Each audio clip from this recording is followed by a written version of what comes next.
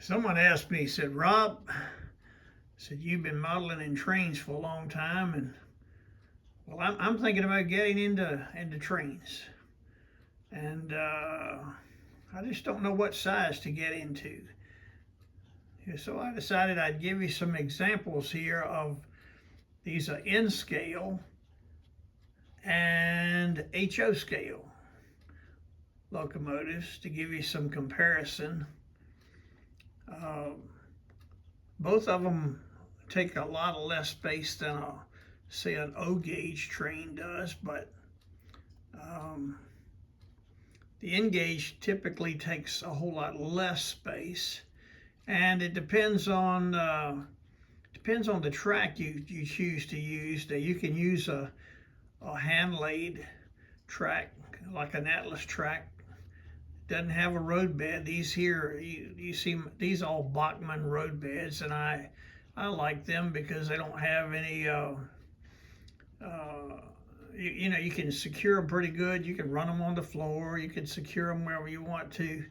The hand laid is more temperamental. You got to have maybe a road bed and some ballast to make it look real. And if you're going to use it, I suggest using this gray looking one. That's a better road bed. It has like a nickel plate, whereas the other has some old steel. This black is an old steel road bed, and sometimes you'll lose contact on it, and typically you'll see if you go rail fanning, which we do, you'll typically see this is a ES44 N scale BNSF, and an HO scale. The HO scale, I think, is in your heritage scale, your heritage scheme of things there. And you can get them with sound or without sound. The ones typically with sound now are really expensive. And this is a SD70 Mac, and one is made by Walters. That's a Canadian Pacific, and the Alaska Railroad uses a lot of those Macs. And you'll see when you're rail fanning some of these, this is the old Burlington Northern, which is part of the BNSF, but that's a SD40-2 in a HO scheme, along with the N scale. And that happens to be a Caddo. I like the Caddo N scale. That one's an Athearn. That's an older Athearn, and this is a Caddo Alaska Railroad. No sound. And the good part about the Caddos are they're not made in China that I know of. They're made in Japan, and most of them don't come with sound, but yeah, the Japanese have come up with this innovative sound box. I don't have one to show you yet, but I'll have one. And you can put a little microchip inside of them. You can buy these chips to go in them for each locomotive, and it will emulate the sound of the locomotive and the horn and everything. I think it hooks up to your transformer as you go. But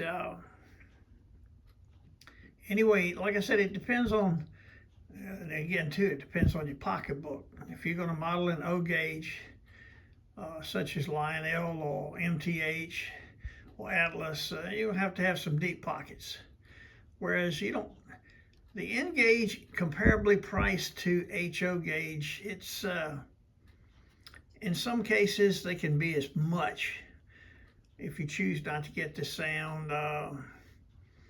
Just depends on who you buy your power from. Like I said, this Walters is a good locomotive. Walters makes fine products, and it's not as costly as, say, when you're getting into some of the other locomotives. I have some Caddo with sound. I don't know both locomotives, whether they were added later. I suspect they were, but I don't typically see them, and if you do, they're going to be really, really expensive to run those. But like I said,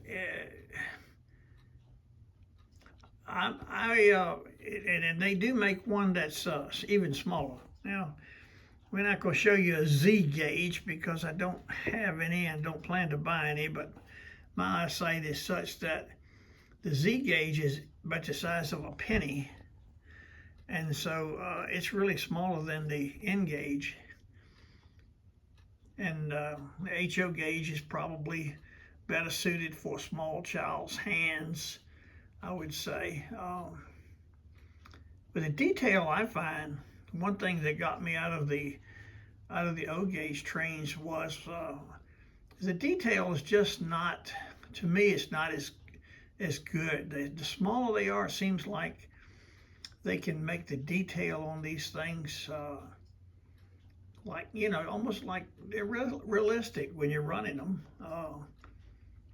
So it just depends. Some manufacturers put more detail into it, and it's like I say, it's going to cost you more for that. And it's just, I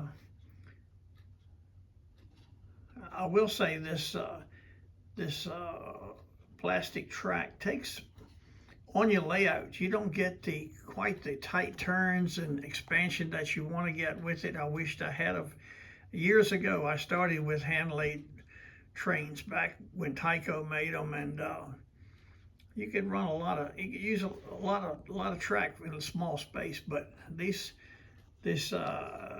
just there's no flex in these plastic at all. It's just, I mean, if you ain't got the space, you ain't got the space. But I hope that'll answer some of these questions about the size locomotives and what scale you could model in.